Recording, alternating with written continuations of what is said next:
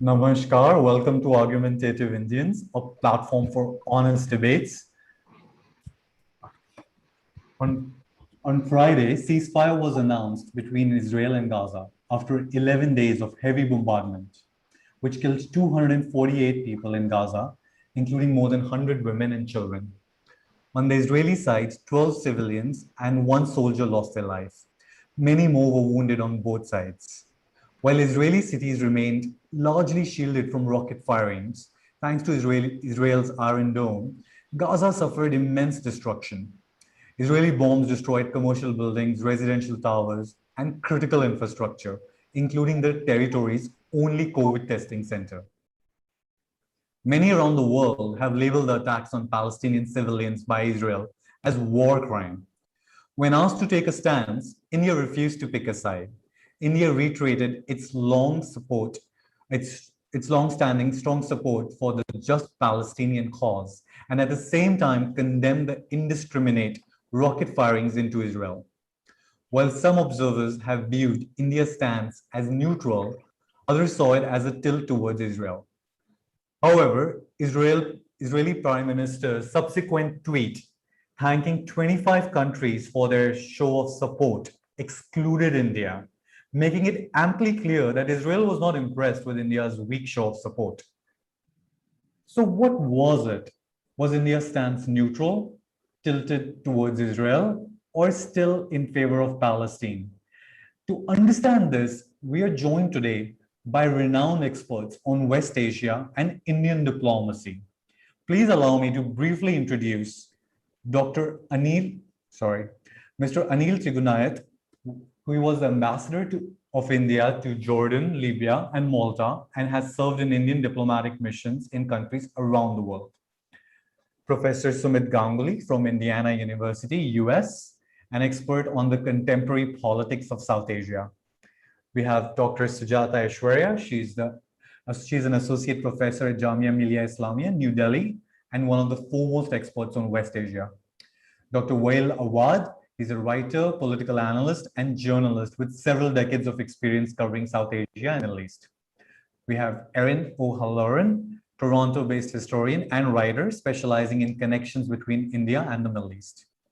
And we have Akshok Giridhara Das, who's a Washington-based journalist and well-known writer and speaker on topics of geopolitics. Welcome all of you to Argumentative Indians. It's an honor to have you on our platform.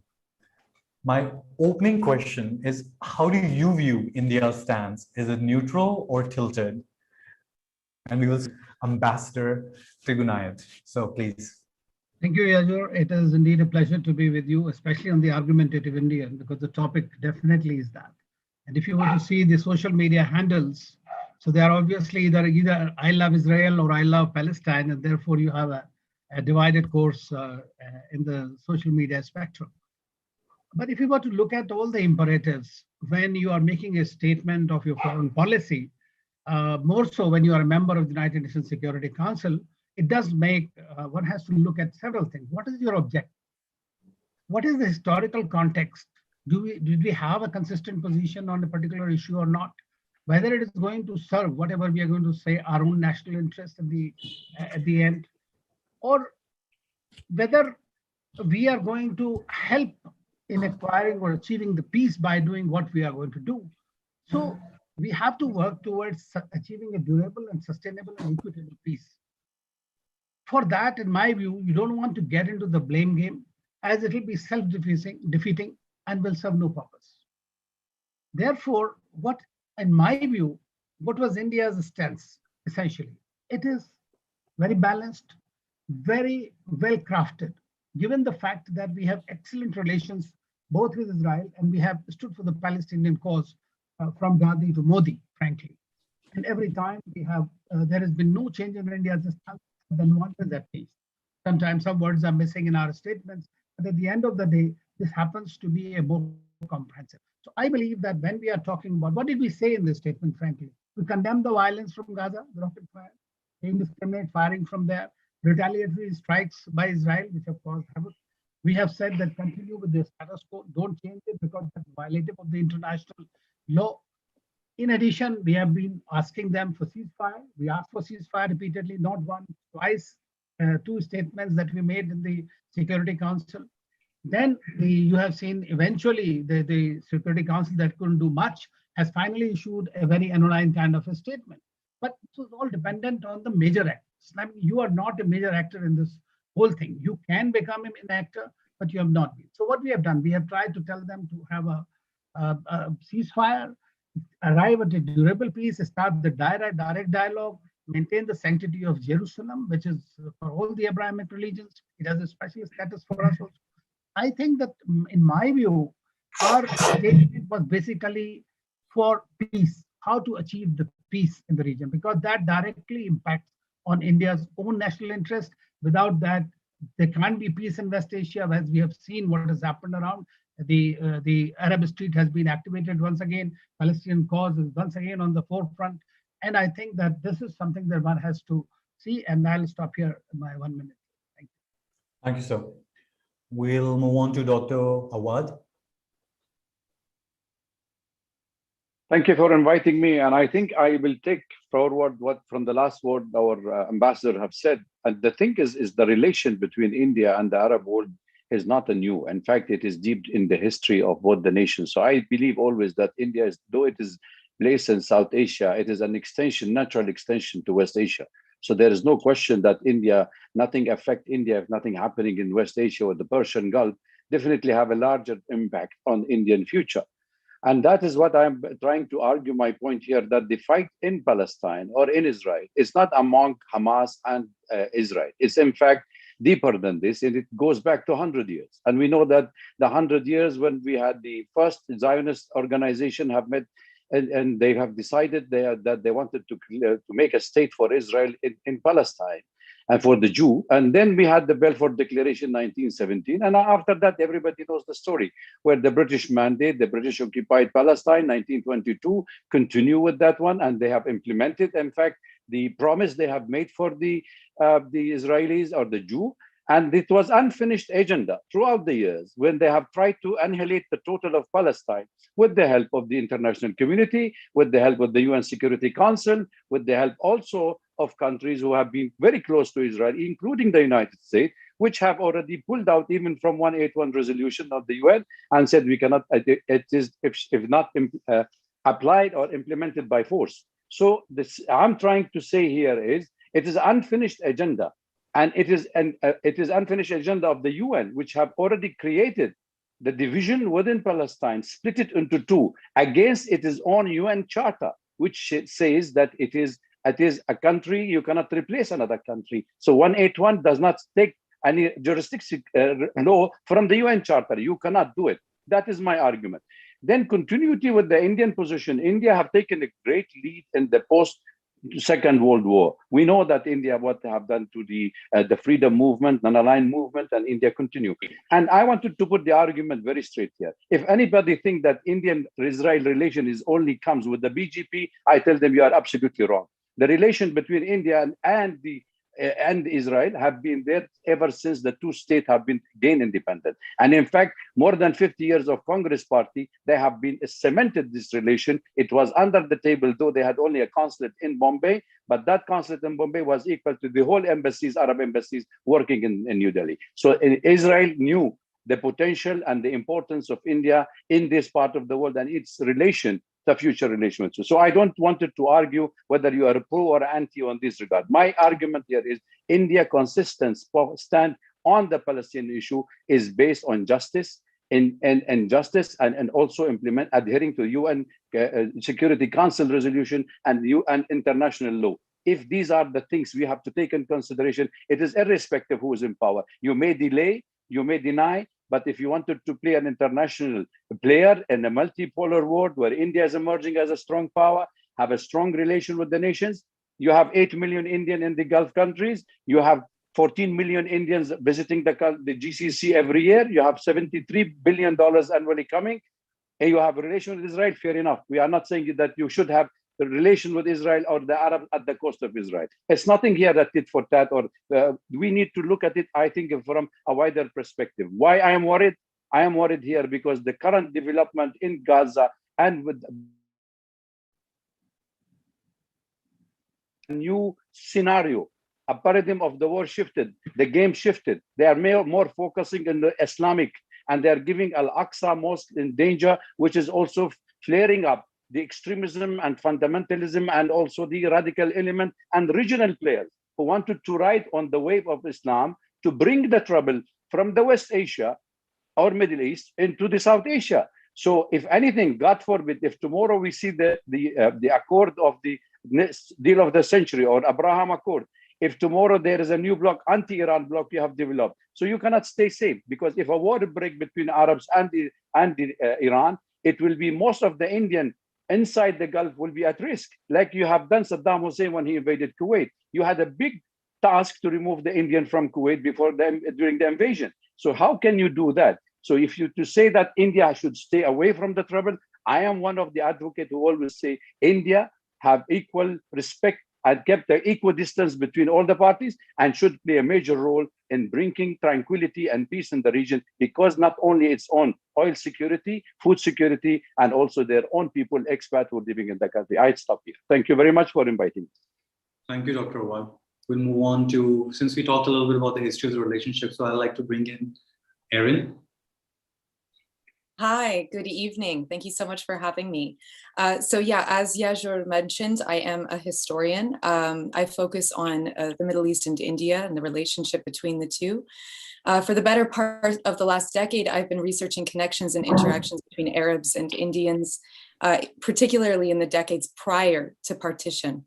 And I do think it's worth emphasizing, as Mr. Awad just mentioned, that India, Pakistan, and Israel, Palestine are not only comparable situations, but they're actually entangled stories. And I'd be very happy to discuss this further, later in our talk if people are interested. But there are, of course, limits to the parallels that we can draw between the four countries, and particularly their origin stories. And the most important of these is the fact that when Palestine was partitioned in 1947-48, rather than it yielding two sovereign states, as it did in India, Pakistan, it yielded only one. Since 1948, Israel has grown into a regional superpower. It boasts one of the most advanced and best funded militaries on earth. Its Jewish citizens enjoy civil liberties and a quality of life rivaling that of any developed Western nation. And meanwhile, there is a population of roughly equal size living in the same territory and under the same sovereign authority in what amounts to an impoverished police state. Unemployment is endemic. Schools and medical services are scandalously underfunded. Ordinary people are subjected to constant policing and invasions of privacy. They are routinely denied freedom of movement, freedom of assembly, and freedom of speech. In Gaza, as everyone here knows, the situation is yet more desperate. There are 2 million people crammed cheek by jowl, subsisting under a blockade, severely restricting their access to food, medicine, and other basic necessities. And it is these brutal realities of daily Palestinian life, the structural violence, which results in untold suffering and loss of life year on year, which recently spurred Human Rights Watch to issue a meticulous book-length report calling for international sanction of Israel as an apartheid regime. And I think this is very important to emphasize in the context of our dialogue today, because while the statements India has made in the present crisis matter, what matters much more, if the goal is to ultimately achieve peace in the region, are India's actions between the flare-ups and violence, which momentarily grab international headlines. The destruction and the loss of life that we have witnessed in the past 2 weeks are symptoms of a far more insidious and devastating disease, which has not and will not go away with the calling of a ceasefire. The disease is apartheid, which systematically disenfranchises half the population of Israel-Palestine on the basis of their ethnic and national identity. And that's it for me to start. Thank you, Erin. We'll move on to Dr. Ganguly. Thanks very much for this opportunity to be on this panel, and good evening to those in South Asia, and good morning to my colleague in Canada. I want to pick up where Ambassador Trigunayat left off, and I speak primarily as a specialist on Indian foreign policy, not necessarily an authority on the Middle East or West Asia, however you choose to characterize it, though I do follow events in the region with some interest on a regular basis, and especially in light of what has recently transpired. I think the Indian position was very, very carefully calibrated. These were not a set of off-the-cuff remarks on the part of Ambassador Tirumurti. On the other hand, they were carefully considered because, above all, he emphasized first the need for de-escalation of the conflict, which is absolutely the need of the hour. But he also very specifically referred to the rocket attacks, which are indiscriminate forms of action. While one can understand what prompted Hamas to resort to the rocket attacks, nevertheless, the rocket attacks have indiscriminate consequences, and it's only because of the presence of the Iron Dome that the results of those rocket attacks were mostly mitigated. Furthermore, I would argue that while India has, as various other speakers have already underscored, has excellent relations both with Israel and with Fatah and the PLO, it is not clear how much influence India wields on Hamas. That is a very different entity than Fatah or the PLO. And India's relations with the Palestinians have mostly been focused on first the historic Palestinian desire for self-determination, and then subsequently following the creation of the PLO in 1964 with the PLO. And in effect, then India has performed a delicate balancing act. Obviously, the present regime in India has deep-seated ties to Israel, which precede actually the coming to the power of the BJP, even though the BJP has significantly boosted the relationship. And of course, Modi was the first Indian prime minister in 2017 to ever visit India. So there's no question about it that the BJP has boosted the relationship with Israel and has made it much more multifaceted. But on the other hand, and probably Ambassador Trigunayat can speak about this with greater authority, but within the Ministry of External Affairs, I think there is a certain amount of historical and institutional memory of India's long-standing support for the Palestinian cause, and something that India can ill afford to abandon. In the language of international relations, this is referred to as path dependence, that once you embark on a certain path and the grooves have become deepened over time, it's very difficult to deviate from that path. And furthermore, India can ill afford to alienate significant parts of the Arab world by completely walking away from the Palestinian cause. So to sum up, I would argue that the statements that have been issued at the UN Security Council by India's permanent representative represent a very deft and adroit balancing of India's interests in the region in general, and more particularly towards this conflict. Thank you, sir. We'll move on to Dr. Aishwarya.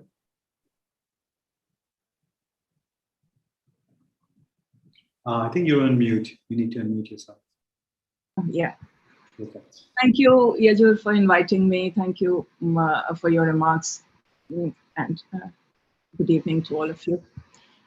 Now, I'm going to go one by one, para by para, not many paragraphs are there, of the remarks made by Ambassador Trimurti, and let's see how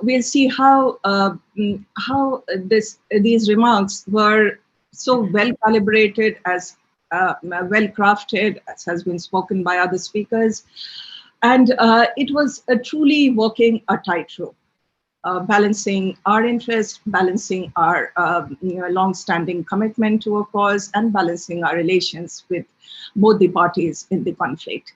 In the India speaks of Harm Sharif and Temple Mount in the same breath. By referring to both these, the names of a site in East Jerusalem, India demonstrated that it fully comprehends the equal but competing claims of both the parties. India's Palestinian claims and as well as Israeli claim to that particular site in East Jerusalem. And also India is very clear by speaking in the same breath. It was very clear that any resolution or of the future contentions on this side should be based on accommodation and compromise. There can be no other way of resolving the conflict over this particular site. Also, it's very important to note that India, our spokesperson at the UN Security Council also named Sheikh Zarrah and Silvan neighborhoods in East Jerusalem. Now, both these neighborhoods are very close to the walled city. In fact, they are on the two sides of the walled city. Now, this is perhaps what I believe rankled Prime Minister Netanyahu when he refused to put the Indian flag on his tweet. By naming Sheikh Zarrah and Silvan, both are neighborhoods in occupied East Jerusalem. And by naming them, India probably, I believe, took a stand on the fact that the Israeli Supreme Court does not have any,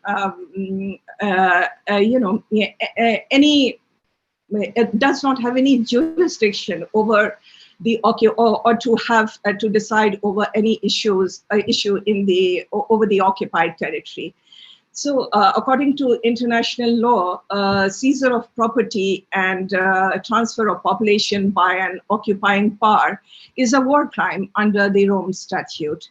And I believe India did convey, by naming those two particular neighborhoods, India did convey its stand that any change in the status quo of East Jerusalem is not acceptable. And now there is, in the fourth para, there is an unequivocal condemnation of rocket fire into Israel from Gaza. That's very clear. But India makes it a point in the same breath to talk about retaliatory strikes into Gaza that have caused immense suffering. So, there is, I believe, it shows how well crafted it is. It is written in the same sentence, meaning if you break down the sentence, it could be condemnation of both. It's the condemnation of which it's written, the indiscriminate rocket firing from Gaza targeting the civilian population of Israel, which we condemn, and the retaliatory attacks on Gaza, meaning India is condemning both. It can be read in two different ways. Thank you, of course, and the last point that I wish to make, India talks about the Indian hospice, Al Zawiya Al Hindiya in East Jerusalem. It's right in the middle of the walled city, and by naming the Indian hospice in the statement, I believe that India, we took a stand that East Jerusalem not only belongs to both Palestinians and Jews in Israel, but also it's a center for everyone, all of humanity, people from all religion, even and all nationalities. And I believe this is very significant to be stated in a statement in the United Nations Security Council. Thank you. Thank you. And I will complete with Ashok, your opening comments. Yeah, thank you, Yajur, and thank you for having me in Argumentative Indian. It's a very tough task to follow such an esteemed panel of diplomats, academics, and historians. So that's something I'm gonna try my best to keep with brevity and try to avoid any regurgitation. But I couldn't agree more with what the panelists have put across. And while using my 1 minute, I just wanted to walk through, because given how there is sort of a perception that of the last 5 years translates to how India's foreign policy has been in the last, 70, 80 years since the founding of 70, 74 years since the founding of both India and Israel. And that could be further from the truth. And I found that there was a general sense of unawareness from people who sort of are more ingratiated into Israel. So I wrote a recent op-ed where I highlighted what your panelists have spoken about, because New Delhi wasn't always fond of Tel Aviv, partly because Mahatma Gandhi, who opposed to partitioning India on religious lines, couldn't condone partitioning the British Mandate of Palestine on the same religious lines. That would be, in a Gandhian sense, very hypocritical. While he did, as Gandhi, as a purveyor of peace, did sympathize with the Jewish diaspora who were displaced and reeling from the atrocities of the Holocaust of Europe. But he firmly did say in November 1938 that the Palestine belongs to the Arabs, the same sense England belongs to the English and France the French. He did advocate for the Jewish diaspora to, be able to relocate back to their land from where they came from. And, so much so that India voted against the partition of the British Mandate of Palestine. India even voted against Israel's admission to the UN in 1949, which a lot of people seem to, today, if you look at all the India-Israel unity flags, were very unaware of. And as Dr. Wiley said very earlier, that India did informally only recognize Israel in 1950, but that only meant a consulate in Bombay in 1953. So while Ben Gurion and Nehru had convivial ties, but it was kept very informal and low-key. And one could also argue that maybe the Nehru-led Congress placated this, given India's very fond ties with Arab countries. And of course, the fact that India had a vast diaspora in the Middle East, and Kerala, which is of course the state with the most diaspora in the Middle East, was also the state in India which saw the first members of the Jewish faith from ancient Judea around 1st century, who came near Cochin, now Kochi today. And also, India was walking economic tightrope, because don't forget that India had a very precarious foreign exchange reserve. And given India was very dependent on diaspora remittances from the Middle East, and the fact that India is a large energy consumer market and depended on the Middle Eastern countries. And this was also before the 67 and 73 wars. So tensions were very, very high. It was still a time of anti-Semitism. So India could not be seen aligning overtly with Israel. But don't forget also, there were allusions to the fact that India was also placating its very carefully large Muslim population. There could be evidence of that given the Shahbano imbroglio under the Rajiv Gandhi administration, and the fact that India was still very firmly supporting of the PLO. And in 1981, India came out with a commemorative stamp for the Palestinian cause, and that's not changed today. Right from Nehru to Modi, that's fundamentally been India's stance, as highlighted by everyone else. It's only in 1992 that India established full diplomatic relations. And a lot of this could also be the fact that India only opened up its economy in 1991. So by opening up in 1992, that meant to close a military alliance, closer, deals in agriculture technology, which of course Israel is the world leader in. But don't forget, the Indian passport, apocryphal as it may be, precluded travel to South Africa, of course, for the insidious Afrikaner apartheid regime. And of course, in some cases to Israel, because India didn't formally recognize Israel at that time. But this nationalist affinity that I noticed is based on 3 or 4 points very broadly, and we can get into it as the debate goes on, is the fact that the perception of Israel, the strong, democratic, only democracy in the Middle East, that's helped India with IDF, has also not just helped India militarily, but also with humanitarian responses after the Bush earthquake.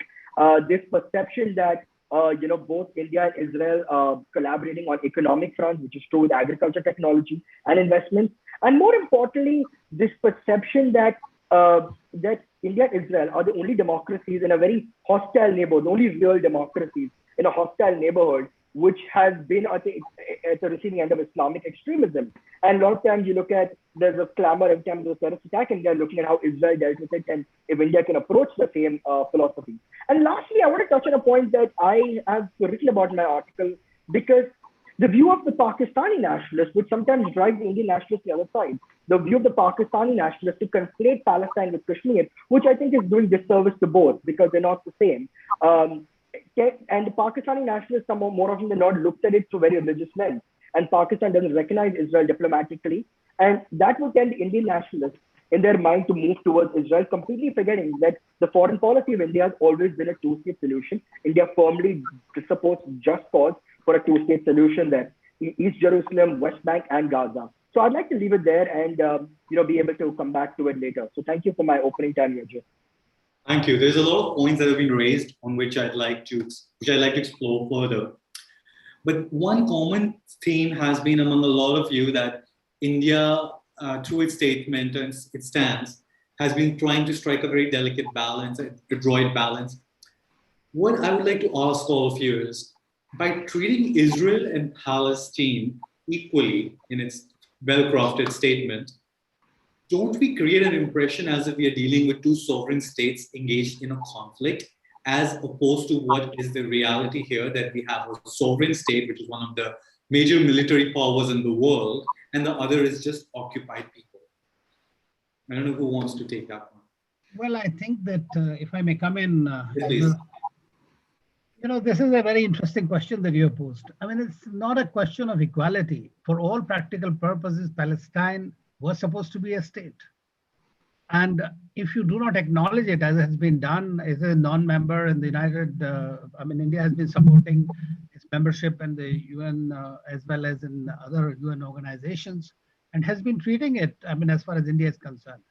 We even constructed their embassy. We have always, whenever Arafat visited, I was on the desk here in the ministry handling that division, and we treated him like a state, gave him all the state honors. So from our perspective, irrespective whether it is really a state or not, but the thing is that this, without the resolution of that issue, it is extremely difficult. I can tell you in 1992, when we established diplomatic relations, I was in Delhi and handling that, and we met Arafat. And I told him, not me, my boss told him that, this is what we are planning to do. And Arafat was happy. And he said that, yes, that's a good thing. You are our friends. And if you have good relations with Israel, we can resolve this situation rather easily. You can play a very good role. Same thing has been repeated when Prime Minister Modi, after dehyphenation of his policy in the Middle East, did go to Palestine. He said, I would like to see a free Palestinian state. And what did Abbas say? Abbas said that we would like India to play a greater role in this.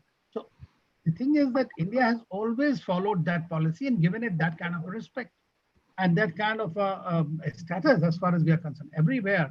Now, of course, if you see our UNSC voting pattern in the United Nations, UNESCO, and here and there, it is more on the basis of the actual situation on the ground. You may call it non-alignment or whatever it is, but that's the policy. And that's precisely is reflected in this statement as well. So we are not, what did we condemn, frankly? We condemned the violence. We condemn the civil strife that it has caused. And we all know, and everybody has said it, that there is no comparison to the firepower that Israel has. So therefore, greater responsibility behoves upon it to maintain that the least amount of damage is done to the people. And at the end of the day, we also always, in bilaterals and otherwise, we have always maintained and told our friends that this settlement policy is not going to help them in the part. Because see, till you have a secure, you are looking for security by creating walls and other things. But at the same time, you have to coexist with your neighbors. A Palestinian state, which has been predicated in various UN resolutions and otherwise, what will be its model, what kind of a state it will emerge, is a very different thing. But the idea is to somehow bridge that trust deficit, both at the popular level, at the level of this. But this time, frankly, if you come to think of it, and I firmly believe in it, and I've written about it, that this time, although provocation was historic kind of a thing, evictions and whatnot, and if those of you who have visited the Al-Aqsa Mosque will see that there is a constant tension at all the time, even at Damascus Gate, every day. It is not, it's been there forever. I have visited many times, and every time I have seen that there is a between the worshippers or the visitors and the Israeli police. It is a standard thing. It got fomented due to the evictions in Sheikh Zarrah or whatever other provocations were there. But this time, the Israel has, in my view, was more political opportunism than anything else.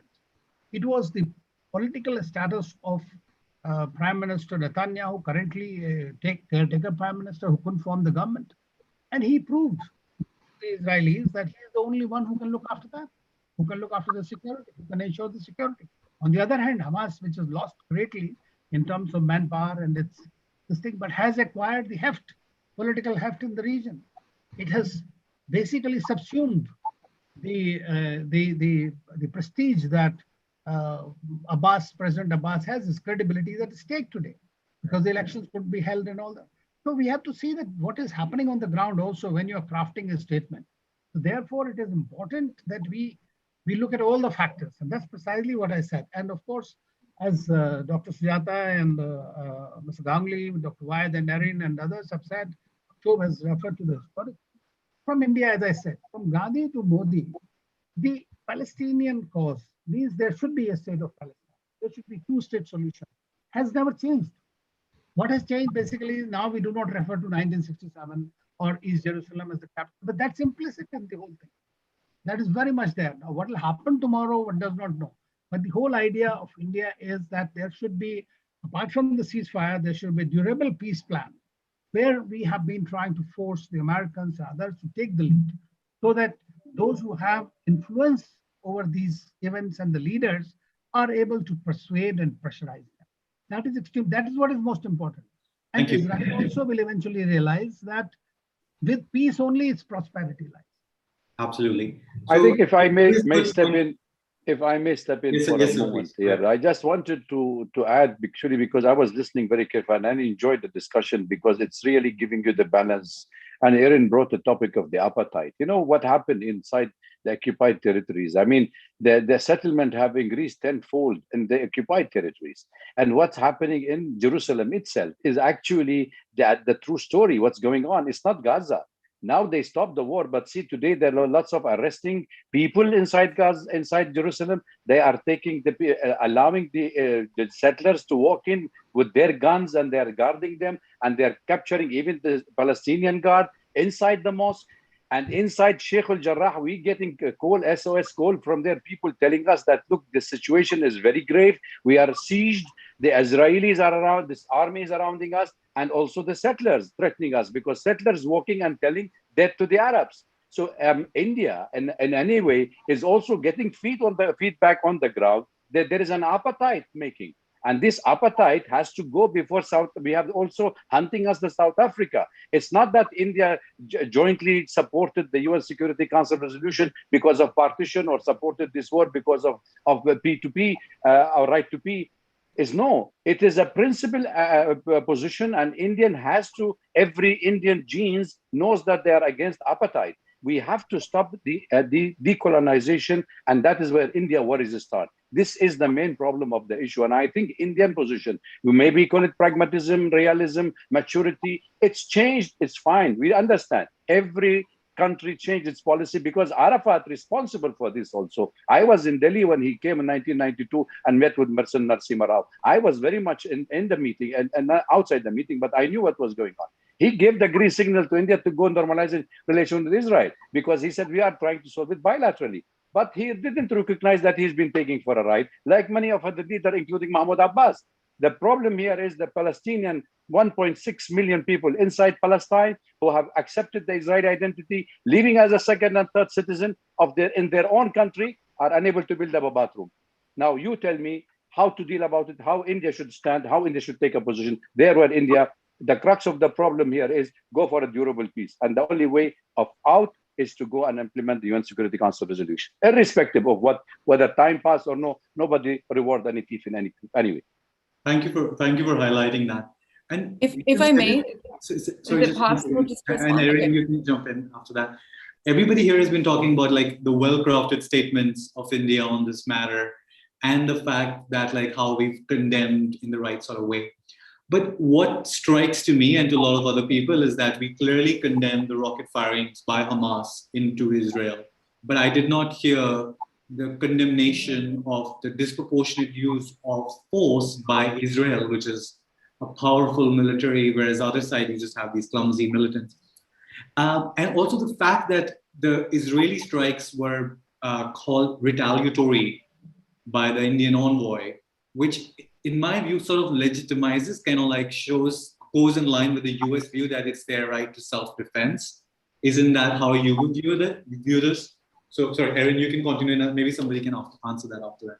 Yeah, thank you, Yajur. Actually, I'll jump right in and respond to that. So the fact is that irrespective of any tightrope that was being walked or any carefully crafted statement, I mean, as a historian, I believe in the power of words, and I think that the choice of words is important. So I don't want to discredit that. However, what's potentially more important is the reality of the situation, right? The reality is that the Modi government is firmly aligned with Israel. I don't think that there's any real debate within this group of experts on that fact, that India is, for example, the #1 customer globally for Israeli military technology. And much has been made in recent days, and rightly so, of the money that goes from the United States to Israel every year. This has been, $3.4 billion per year going to Israel from the United States. And so, voters in the United States have been really exercised about this number and whether or not this money is well spent and, whether or not it's ethical. But it's worth pointing out that in 2018 alone, India spent $7.2 billion on Israeli arms and weapons systems. So, of course, this alliance between Modi and Netanyahu is it's unsurprising. We understand why it's taking place. There are very similar views on many subjects of domestic and foreign policy. But yesterday we had a statement, for example, from the Israeli embassy mission in New Delhi, acknowledging that even if India at the United Nations had not felt capable of issuing a full-throated endorsement of Israel's policy, that Israel, from its perspective, Israel feels like there is a very close understanding and friendship between the two countries, and that there was no hard feelings essentially over India's statement at the UN. I think that reality is much more important than the, whatever the words were and how carefully, orchestrated the words were. And I will emphasize that when we talk about walking a tightrope, essentially that's India's commitment to the same policy that it's been pursuing for however many decades. And that we're talking about maintaining the status quo, if that's the case. We're talking about India maintaining the situation in Israel and Palestine as it currently exists. And as I was trying to make clear in my opening statements, this reality is not a peace. It's a complete imbalance of forces. It results in one half of the population having a very high standard of living, a very good quality of life, and protection for their civil rights and protection for their physical well-being as well. And it results in the other 50% of the population living under an apartheid regime, living under a police state. And I think I really want to emphasize here that when the executive acting director of Human Rights Watch in the Middle East and North Africa issued this 230-page report calling for the recognition of Israeli government as an apartheid system, he said this was a decision that both for the organization and for him personally was extremely difficult to take, because he himself has many family members in Israel and he has lived in Israel since 1989. And he said that for him, the crucial line that had been crossed was the apparent commitment of the Israeli government to maintain and continue to expand the system of Jewish supremacy that is the violent and systematic Israeli domination of Palestinian Arab lives. So when we're talking about walking a tightrope, we are talking about India maintaining a system that is inherently violent and oppressive to 50% of the population.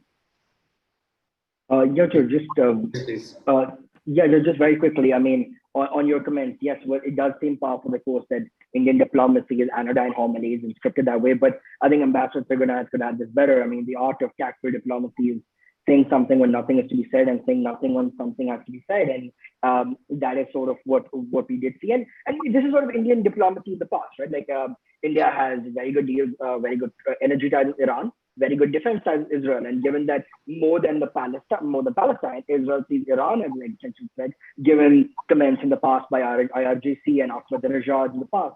And don't forget that in 1992, while India grew relations with Israel and was still keeping PLO and the Palestinian cause alive, the 1990s was also seminal because India and the US sort of started a sort of détente in some ways. As the Cold War ended and the Soviet Union withered away, the Clinton Vajpayee had a reset and India grew closer to the United States, but India never really cut off ties with Russia. Just that the bonhomie with the United States grew to such a level that Russia sort of became this anachronistic as communism.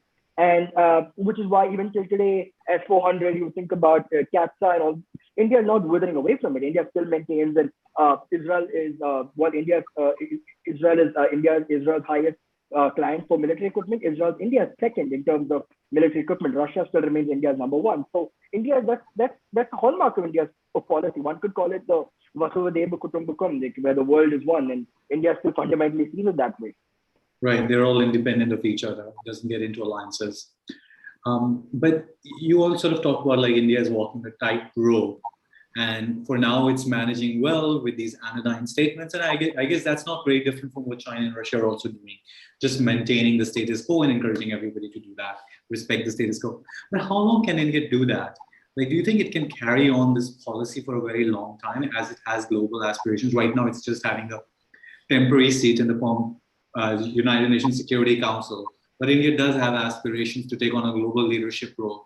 Do you think it can do that just with these anodyne statements, or sooner or later it will be forced into taking a more definitive stance on the matter?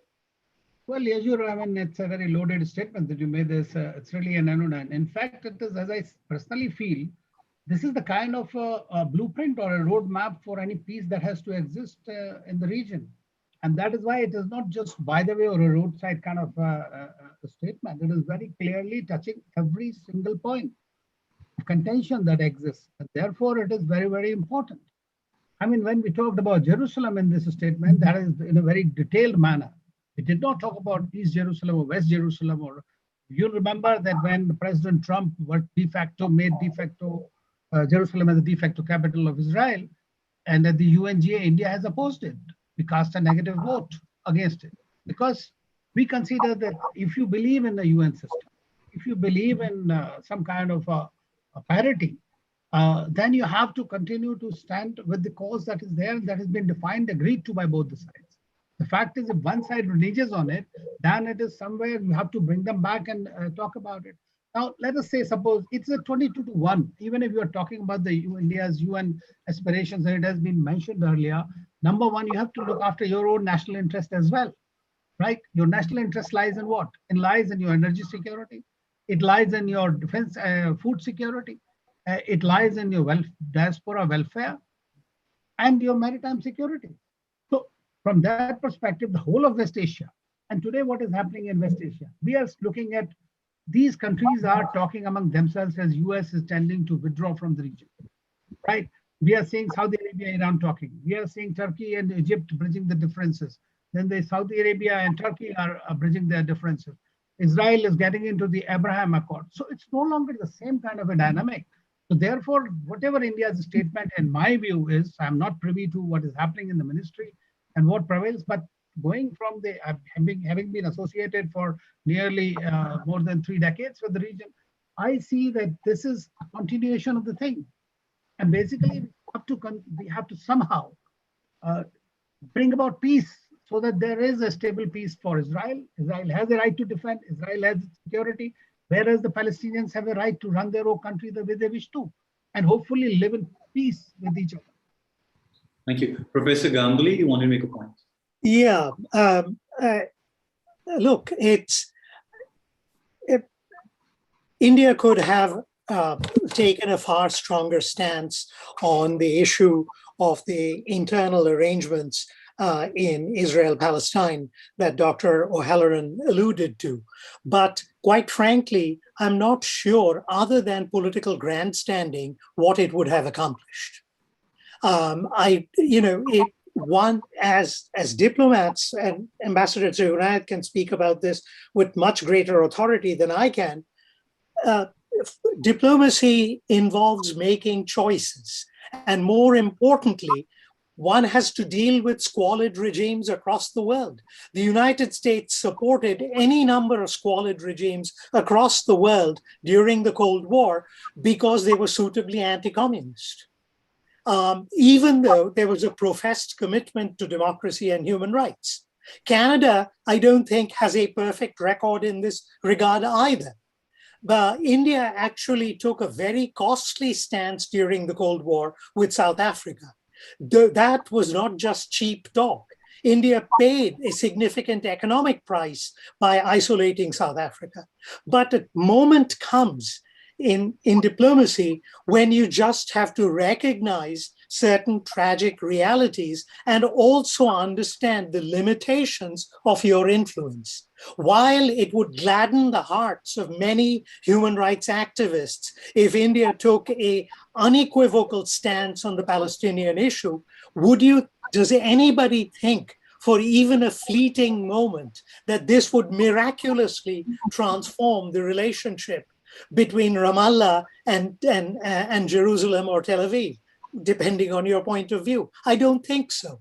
So diplomacy involves doing what is somewhat within reason.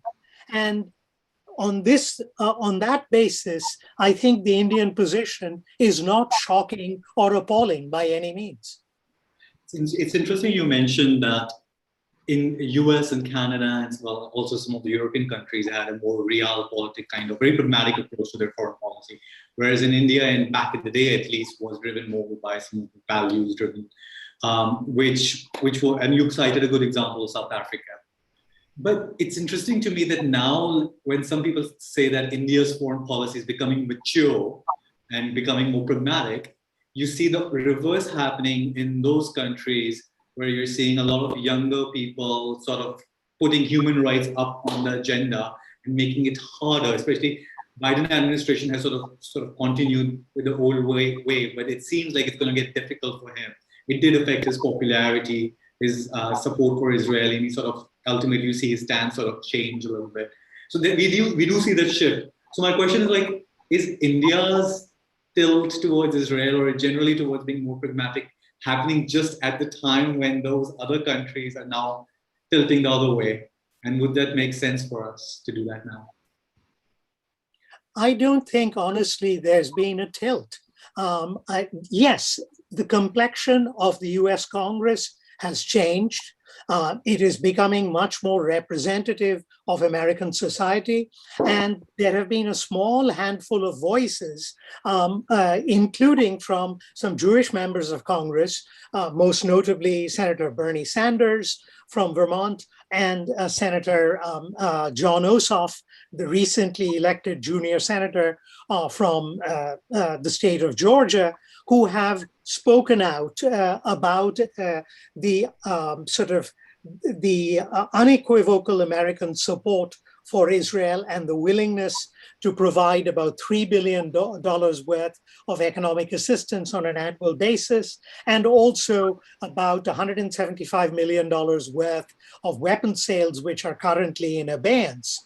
But I don't think there has been any dramatic shift in American policy towards the Middle East. All we are witnessing is a handful of voices of dissent, which reflects the changing character of the American Congress. And you have individuals who are now sort of willing to depart from the orthodoxy. But I think it's going to be still some time before you see a dramatic shift in American policy towards this issue.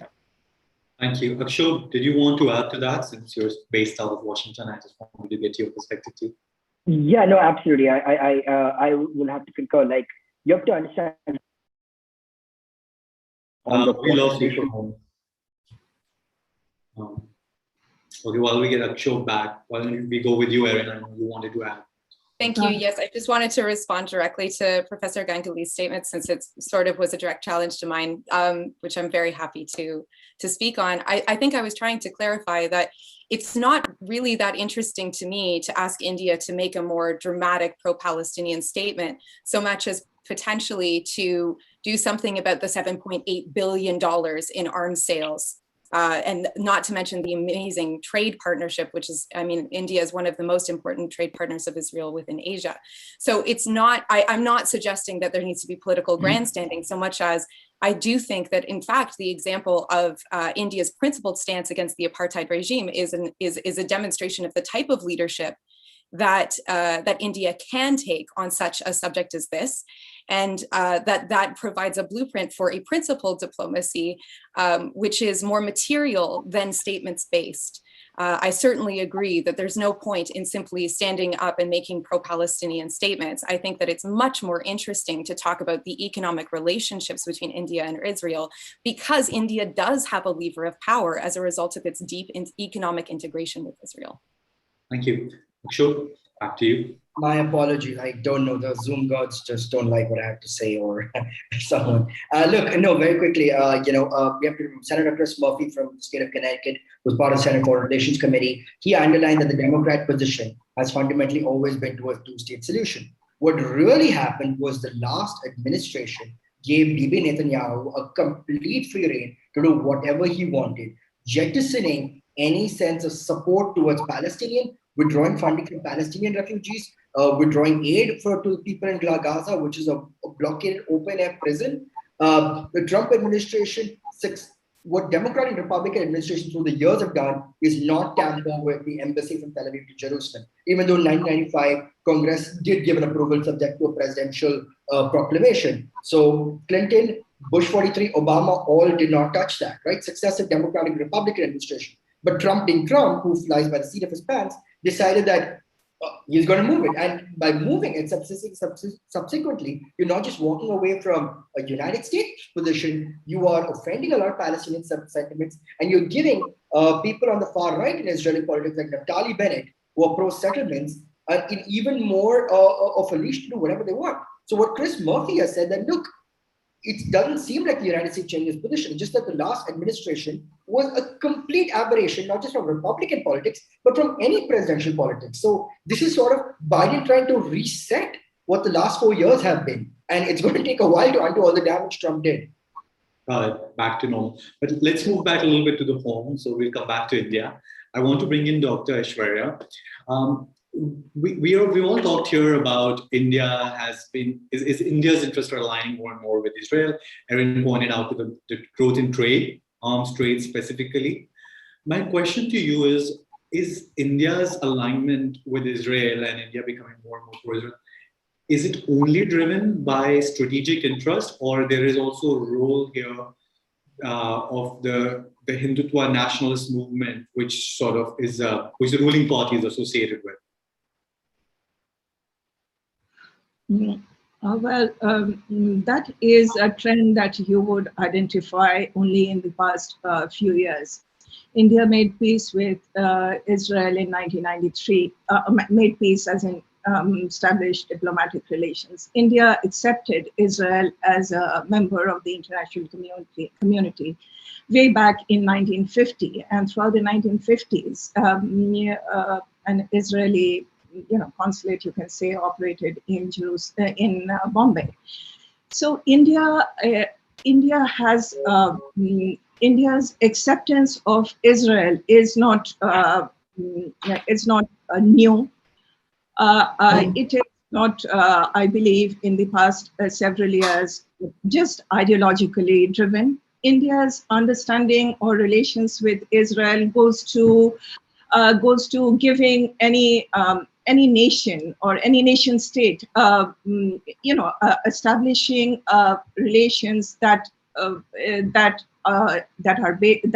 based on equality, that's based on mutual interest, and that's also based on recognizing the fact that nations in the world deserve to self-determine. And that is exactly where India's support of the Palestinians also begin.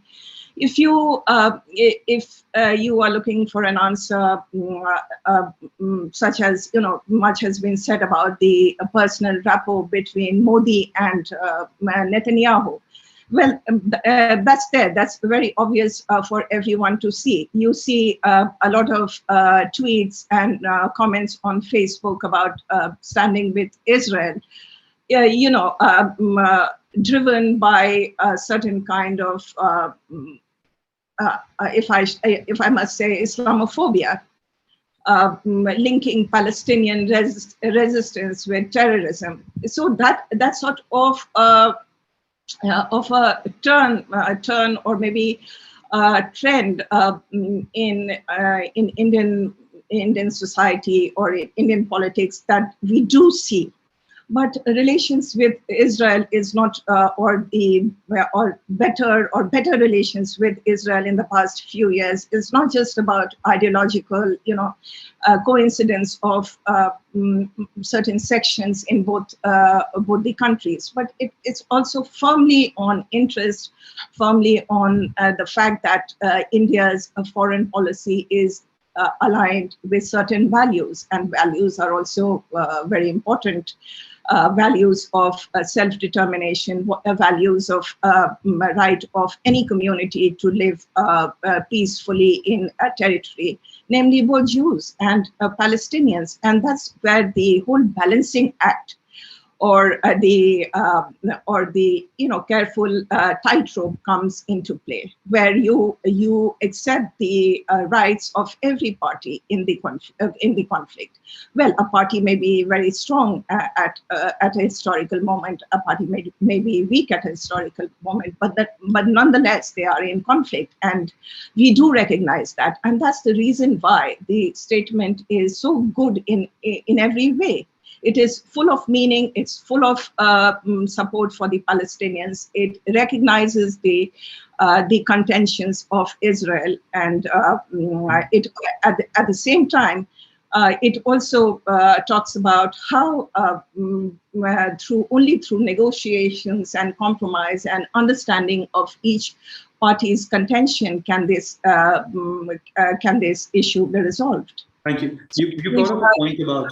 I believe India's policy has always been driven by a strong sense of values. As Professor Ganguly says, there is a strong historical memory that is still there. The long trodden path that we have taken in terms of valuing every community's political aspirations, whether it be Jews or Arabs, Palestinians in this case, and we have always been supportive of that. And this is where. I want to bring in Dr. Awad for you. Dr. Aishwarya, you mentioned an important point. The policy of the government is much broader. It's not just driven by the nationalist sentiments or ideological similarities. Absolutely. But we do see, at least on social media, like for example, during the 11 days of conflict, one of the hashtags, India stands with Israel, was trending pretty much every single day. And it was one of the top trends. What is driving this affinity among Indians, ordinary Indians, towards this West Asian nation so far away? And I would like to bring in Dr. Awad for what is his view on the matter, and then we'll move on to Ambassador Tigunai. Well, thank you very much. I think this is a very interesting trend, because we have seen that the Israeli projects and Friend of Israel have been working very heavily, over the years. I mean, being an observer in what's happening in India, I see the repeated trips of number of journalists into the country, appeasing them, giving them scholarship different way. Ever since Netanyahu has come to power, he has been the public of mass deception, not only in Israel, but also in the international global media. He already gagging the media in Israel. He's feeding other medias. He's putting pressure in anybody. Even today, Associated Press have removed one Palestinian who was favoring. Even the CNN has removed somebody. Even the BBC, even the Canadian. There is something wrong with this, because there is a control on the media, and that is why you have different opinion in India. The different opinion in India built over the years, actually, and I can tell you very frankly, there are two schools in Indian foreign policy now. One thing, that the gate to United States is through Israel, where people are trying to sell this story. If you want to have a good relation with the United States, go through Israel. And Israel will put, like the Israeli did with the Shah of Iran, they written a letter to the White House. He's a friend of Israel, so they received him. But when the Shah had went, the things changed. It became an total anti-Iran, the anti-Israeli policy that they have taken in the lead. So this one school. The second part is Pakistan angle. The problem with some of the people are trying to project that Israel have come to our rescue every time we want anything. They have given us. You forgot that the Bay of Bengal, where the American have sent also the nuclear ships when the 1971 war. That doesn't matter. It's a policy. That's how they do. It's interest. Where the interest goes, they go. So you have to see where your interest. That's why India it is true walking a tightrope, but it is also drafting its own independent foreign policy with the minimal loss. And that is my take on this every time, every government change. Why? Because they recognize the important, it is Prime Minister Netanyahu who had the best relation with the Arab countries now with the GCC. He's been glorified, he's been garnered with the best, the top awards when people were saying that they were anti-Muslim. So that kind of, bringing the communal angle to it have created this kind of favor. I'm very happy that they are good, the Israeli in their media. They have deceived the whole world for the last 73 years. They made us look like we are the aggressor and they are the victim. Look at the map. The map will give you the history. I mean, look, this is Palestine prior to 1947. This currently is Israel. With this dot are Palestine. And only left of it is 25%. Tomorrow they will bring for you this map. David map. This is King David map. From Euphrates to Nile. So where are we heading? If you do not recognize that there is a problem lying this, stop being emotional driven by the case. Emotion does not build up a nation. And that is the message I always say. We need to see things on the ground and deal with each other as a human before we are belonging to any religion. Guru Nanak have said this, and we believe, all of us believe in this life. Thank you. You mentioned Pakistan in this angle, and I think Akshob had also earlier alluded to it. There is a sense that like Pakistan has for a long time hyphenated Kashmir with Palestine, which may have created some impression in India. It has influenced India, so sort of like India sort of starts associating itself with Israel just because sort of they start seeing the similarity between the situations, which probably doesn't even exist. Ambassador Tigunati wanted to make a point. I'd like you to come in. Well, I know we are running out of time, but just a couple of points which Aaron said and some others also pointed to. One is that, when you are talking about our relationship with Israel in terms of technology, defense, and economic ties, it's a known fact that Israel has acquired that capacity and that the capability. That does not mean that you're sustaining them. That is an indirect thing. If you were to look at it, India's relations, for example, UAE is our third largest trading partner.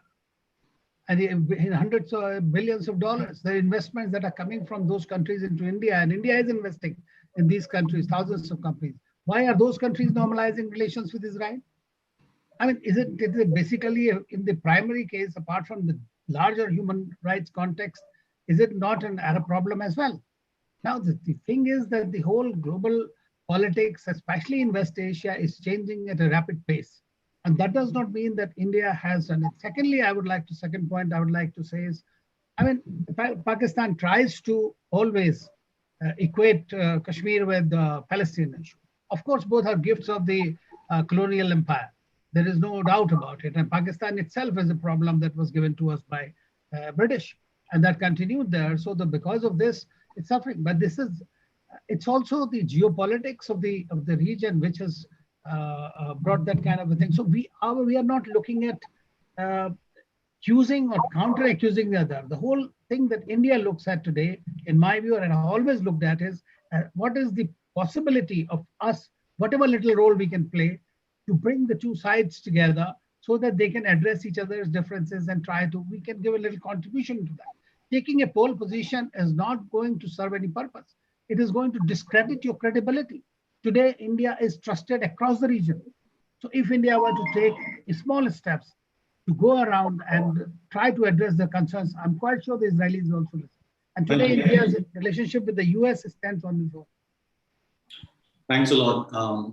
I know so Akshob wants to make a quick point, and after that, we move on to the concluding statements. Yeah, no, very quickly, just to what I said.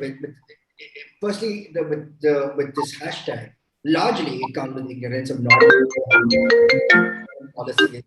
What largely it's being unaware of what India's foreign policy is, and that's where to go back and highlight the fact that India stood with it. Secondly, just to off the point of Ambassador Gunai, look, it's only Pakistan that's really conflated Kashmir and Palestine, because given Pakistan, a country which is very interesting, because there's a book by Faisal Devji, the Oxford historian, who said Muslim Zion, because the only two countries formed the base of religion were Pakistan and Israel around the same time, and Zia himself was very clear that he said Israel without Judaism would collapse, Pakistan without Islam would collapse. So Pakistan's always seen itself, given that it's seen itself in a very Islamic lens. We'll also look at Kashmir through a religious lens. We'll look at the Palestine issue through a religious lens, whereas India's always looked at it on the basis of ethical values. The thirdly is obviously the perception of Israel as a stronger democratic thing that they get. And you see some of the questions coming in, we get military from Israel, we get agriculture from Israel. What do we get from Palestine? But that's missing the forest from the trees, because Palestine has not been able to develop as a sovereign state and its resources to give anything to else. They don't have its own things for its own people, because Israel not allowed it to happen, and the US has been complicit. And then lastly, it is the perception that India and Israel are the only democratic states in a very troubled environment. I mean, we know Pakistan's democracy and China is not democratic, and Bangladesh and Myanmar have its own flirtation with democracy. And they've both been at the receiving ends of Islamic terrorism. So, which have been aided and funded and abetted by certain groups. And a lot of time when you post 26/11, there was this clarion call of, oh, well, this was Israel, this is how they deal with Qassab and everyone else, right? And so there was this perception. And ergo, in your mind, in your subconscious mind, this narrative forms. And lastly, it's the story that Israel has been able to tell to the world that's much better, right? From the community. There is a sense of outside the West and outside people who are familiar with the region, there is a sense of Arabic homogeneity with the exception of Saudi Arabia, Iraq, and a little bit this thing. But Israel, being the only sole Jewish state, has been able to tell a story better, and the reason for a Jewish homeland better. So that subconsciousness has gone into the mind of the Indian nationalist, who has not been able to bifurcate and look at Israel-Palestine purely on the issue. What I tell people, very quickly, is forget Jewish, Arab, Muslim, forget Israel-Palestine. Call it Peter, call it Paul, and highlight everything from Balfour to 2021. See what Peter has done to Paul, and then you decide if you agree with what Peter has done to Paul, right? Just call it Peter, call it Paul, right? Two things, and just say, Peter took Paul's land, Paul has promised land, Paul never got Paul's, this is Paul's land. And there's no way you would agree with what's going on, right? I just want to end with what Amanda Gorman says, what justice is not justice. I think if we go with those Peter Paul analogies, we might not be able to avoid the bold statements that Ambassador Tribunai just mentioned that we managed to avoid, which is why both sides are still on good terms with us. And which is why I think India, it's been mentioned that India is being seen as a potential mediator. And in your concluding remarks, I would like to get your view on that. Do you see India as playing a major role in resolving this issue, if it can even be resolved? But before we do that, just want to point out there are some questions from audience that I will not be able to, because we're running out of time, we won't be able to do them in the session. So if you want to directly answer them, you can answer. You should see them in the chat session. One of those questions I do want to take very quickly, so I just want like one line answer, is a lot is being read into Netanyahu's tweet, which excluded India. What is your take on it? Is there anything that we should be worried about there? Is there anything that we need No, I don't think so. I mean, personally, I don't think so. I mean, it's okay. It was just a tweet. Okay. Anyone else wants to make a one-liner on that? Okay. I would just say that it's more interesting to look at the statement from the Israeli embassy in Delhi yesterday, that is a much more helpful clarification of Israel's opinion of India's Can you enlighten us? Can you enlighten us? What did the statement exactly say? I'll post it in the chat if you'd like, just save time. So, but basically the attaché to the Israeli embassy in New Delhi clarified that from the perspective of Israel, the alliance with India is very much intact, and the friendship and the understanding between the two countries is extremely close. Awesome. Thank you, Erin. So we'll start the concluding remarks. We'll start with Professor Ganguly. If you could sort of just share your view on, like, do you see India playing a role in bringing about resolving this issue, playing a mediator, leveraging its good relationship with both sides?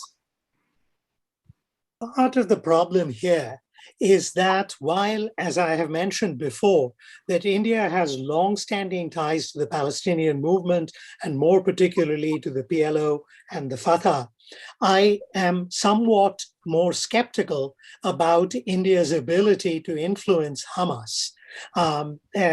We know about the events that precipitated the rocket attacks on the part of Hamas, and we can discuss the legitimacy or the lack thereof of the rocket attacks and Israel's retaliatory posture. These are issues that will be debated at considerable length in the years ahead. But the bottom line here is that I am quite unconvinced that India has sufficient leverage over Hamas to moderate its behavior or to induce it to start meaningful negotiations with the current regime in Israel. Furthermore, Israel, something we haven't talked about at all in this discussion, is in a state of flux at the moment. It's a government that's a kind of a placeholder. It's a caretaker government. It's not entirely clear who is going to be in office 3 months from now. Netanyahu, despite his strong stance and his unyielding position against Hamas, which has bolstered support within his own constituency, is faced with significant corruption charges. His political survival is at stake. So it's extremely difficult for a foreign power, including India, to wield considerable influence at this time of such uncertainty in Israeli politics and the limits of its influence with Hamas. Thank you. That's actually quite interesting. The fact that we may not actually have that much of a relationship in Libya with Hamas. That's actually a good point. If Netanyahu goes, then the whole Modi-Netanyahu's closeness in the relationship may not come to much. Let's get in Dr. Awad on this one. So your concluding remarks. Thank you. And I think my concluding remarks will take me back a little bit in history, that I will always look at India as a victim of colonization, has been divided and is also parted, and similar in the Arab world, where we have been part of the victim of the British colonial and the French colonials, which have been unfinished agenda of dividing us. So my take here is that any country based on ideology will doom to exist. We should remember this. You need to live in a multipolar world. You need to live together. We need to coexist. We need to find, you cannot have one color anywhere in the world. We need to be all together in this. So I think collective punishment by the Israeli army against the Palestinian in Gaza as a punishment that they want them to succumb or suppress or leave their country, that's a big myth. The Palestinian will never leave their country. They will stick to it and the war will continue. So perpetual provocation for a permanent war should be stopped. And we should be worried about India's position in the future in case of the new development. I would like to see India back again, having an advisor to the Ministry of West Asia, like most of these distinguished guests of India, who speaks volume of the actual situation on the ground, can contribute and can also bring back the attention of India into West Asian affairs in a more balanced, in a more pragmatic and practical way. Thank you. Thank you for a timely reminder of our own experience with colonization. Dr. Aishwarya, do you want to come in with your yes. And also, if you could, ma'am, because you're such an expert on the whole conflict, if you could also share your view in terms of whether you see a solution ever happening. Do you think a two-state that we still give lip service to, do you think it actually possible anymore with so many settlements? First, to talk about about India having a role in the resolution of the conflict or in mediation. If you recall, in 2007-6, when Hamas took over Gaza, Indian consulate relocated to Ramallah, if you recall.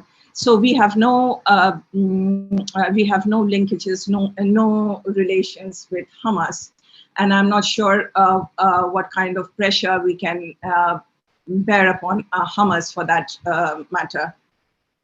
Now, if you look at India's foreign policy, India has a long history of demonstrating this, flexibility in dealing with nations which have antagonistic interests. I'm talking about nations because here we are talking about Israel, the Jews, and the Palestinians. And India is capable of, balancing and processing the divergent interest of in its various bilateral relations. Now, nation states pursue, and as a person of international relations, I believe nation states pursue both interest and values, and India is no exception. India's relations with Israel and Palestine must be considered in this light. While India and Israel share a lot of interest and mutual interest and ideological convergence, there is Palestine will always be a cause that India will support. And I believe this is what makes India's stand so unique on every issue in which the other two parties have divergent interest and conflict. And do you think a solution is possible? Very quickly. Still possible, a two-state solution? A two-state solution at the moment, I think the status quo is the point, which is what we should try to maintain there. The so status occupiers continue to occupy and occupied continue to remain occupied and occupy the apartheid state and all of that. We can discuss it. I have a problem with the use of apartheid for sure, but the situation is very dire without a doubt. But how do you move forward here? How do you move forward? How do you construct or make a state in the fragmented West Bank area? Gaza is one piece, right? But how do you make a state? How do you make a state with East Jerusalem as the capital and have a reconciliation on East Jerusalem? These are two very important issues. Now we know that settlements in the West Bank go deep inside the West Bank. They have fragmented the territory, the geography of the West Bank.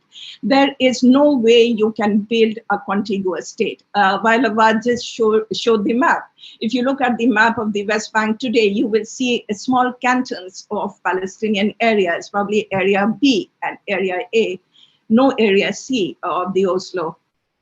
And so what you have here is a total fragmentation of Palestinian geography. Can you build a state? Now, even Palestinians have to think, do they want a state with fragmented areas? Because Israel does not have the political and the psychological capital at the moment to withdraw from the West Bank. The West Bank, the settlers won't come out of West Bank. Once they are settled, they are living a good life, they are protected by the security of the Israeli state, and they will not move out. What do you do in such a situation? Israel does not have the psychological and political capital to, pull back all the dismantle settlements and give a gift to the Palestinian Authority and say, look, this is your West Bank, now govern. And the settlers wouldn't want to live in a Palestinian state. If at all you draw a boundary on the Green Line, the 1948 armistice lines. So it is a very, very difficult situation. I would say both the Jews and the Israeli and the Palestinians are living in a sort of a one-state reality. I wrote about it 10 years ago, and I reiterate it every time there's a discussion on the solution to the conflict. Okay. It is very difficult. We have seen in neighboring Lebanon, people don't live together in peace, forever in peace. You see what's happening in Lebanon. It's been such a troubled state for the last six decades. So how do you move forward here? Well, if there is an unequal situation, if there has to be a state for both the people, let there be a democratic state, and let not there be an unequal or maybe apartheid state. Let there be a democratic state. And I believe the political elites of Israel and political elites of the Palestinian Authority have to look at this solution deeply. I know there are fringes in both on both. We have to just quickly get other. On both sides who advocate this solution, but I believe that this solution needs to be looked at much more deeply by the political elites on both sides, and also by the international community, instead of tiptoeing around the reality by reiterating, rhetorically calling for a two-state solution. Dr. Shwera's view is like two-state solution may not be feasible anymore. Perhaps we'll eventually move to a one-state solution. very democratic with everybody being equal. There is a one-state reality. Now, and the reality is an unequal reality, a very harsh reality for the Palestinians. There is no doubt about it. I have seen with my own eyes, and not once, but many times. And I can actually visualize the geography of that place. If that has to be, if there a one-state reality, let it be a democratic reality. And that's what I would say as my last word on it. Thank you. Dr. Ambassador Trigunayat. Well, I won't take much time. The one-state reality is not possible, even if it exists on the ground today, whatever, because that will not solve the problem. It has to be a two-state solution. There has to be some kind of an intervention from all the powers. Now, it will not be easy. It'll be very, very difficult. But I'm an optimist and not naive. I know that there is a third option, which is also not the Jordanian option, which the Jordanians don't want. Israelis don't want a one-state solution because they don't want the greater trouble from the Palestinians, because the disenfranchisement from the land for the Palestinians will never end. And when you are inside, you have seen recently what happened between the. That's what I call a democratic solution, not an unequal solution. It's not easy. It's not easy for anyone. Yourself said. Out there. We have to wrap up. We're just concluding. So finish your comments. But I just want to say one more thing. You asked about India's role. I think that India needs to play a little more proactive role, not necessarily very open and not as a mediator, but definitely as an interlocutor, because we are trusted. Today, whatever it is we may say, India's West Asia policy is probably one of the most major foreign policy successes of India. Thank you. Erin, you want to jump in quickly and then we'll move on to Akshay. I'll start by saying everything is impossible until it's done. And there's certainly been many colonial states that have seemed extremely stable right up until a month before they collapsed. So as a historian, I'm very unimpressed by any suggestion that we are trapped in our reality, because reality is very fluid. There is no completely permanent reality on Earth except change. And that, on that note, I wanted to end on a hopeful note, hopefully, because this past weekend we had the largest demonstrations in recent memory in Tel Aviv, Jews and Arabs together calling for an end of the occupation. And I'll end just with a quote from them. They say, "We won't wait for the world to force the end of the occupation on us. That might never happen.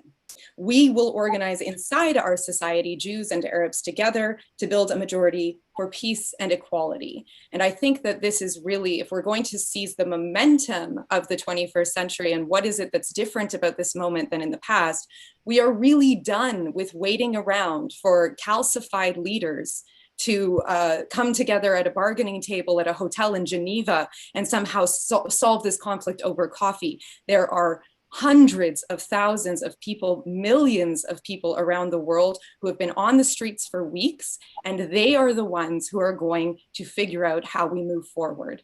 And so I just want to say that my trust is with them. Thank you. Thanks a lot, Erin, for that hopeful, optimistic note on one of the world's most intransigent problems, conflicts. I just want to compliment Erin's very hopeful that hopeful note. I would say that let's not talk about solutions. Let's not have violence to begin with.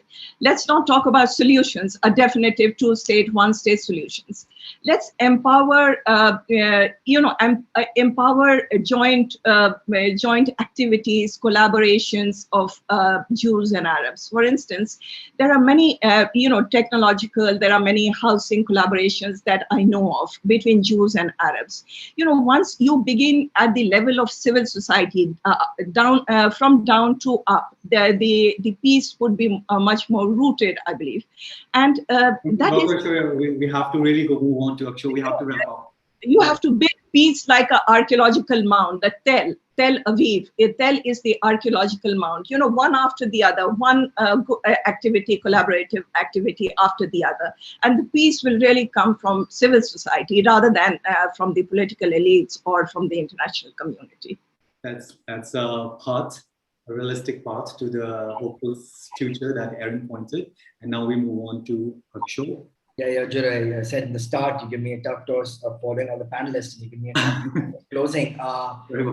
But just to try and keep it brief and not repeat anything, but I fully agree with what everyone said. Look, even though people talk about two-state solution being dead in the water, it's the only solution. A one-state solution will not work, given the Palestinians already see themselves as third-class citizens, Israeli Arabs and Israel proper see themselves as second-class citizens. And the reason why after the Nakba, Palestinian refugees not been allowed is because it will have the disproportionate value. So let's get that away as well. And yes, you're right, the settlements are problematic because will they move out? And if you look at the map, as Dr. Weil pointed out, it looks like Bantustan or South Africa, just segregationist things. But in the idea of in the Theodor Herzl's imagination of Zionism and what the Israel project has been, is Zion is Jerusalem in some ways. Would East Jerusalem, which has the holy sites of the wall, of Al-Aqsa and of the Church of Saplucha, would Israel be ready to give that back? Because a Palestinian settlement means East Jerusalem as capital. It's not in Israel's political will. I do have to add by saying that, in all adversity in the past, when South Africa had Mandela that came through, he had de Klerk that helped from within the administration. In the US, when you had an MLK that came through, you had an LBJ who rolled back the civil rights. I don't see anyone with Israel's immediate establishment ready to do that. I mean, we talk about Bibi being hawkish, Bennett will make Bibi look like a dove. And it's not in Israel's immediate interest to get that back. I think since 2000, Ehud Barak and Shlomo Ben Ami, I have not really seen any Israeli idea to move forward towards it. But that being said, a two-state solution is the only way forward. And I want to hope Erin's words of optimism does come true. And so we have to see not only for a Palestinian Modiba, but who's going to be Israeli de Klerk, if I may use that phrase. Perhaps someday we'll have Palestinian Mahatma Gandhi or Nelson Mandela or Martin Luther King.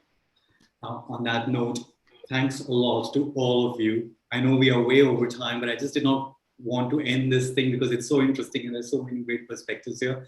Thank you to all of you. It was an honor to have you on our platform, and I look forward to having you again in one of the place in future. Thank you, Ajur. Thank you, everyone. Thank you for this opportunity. Bye-bye. Thank you very much. Thank you. Nice to see you all. Nice meeting you, Erin. It's very wonderful nice to meet you listen. all. I really enjoyed the conversation. Thank you so much for having me.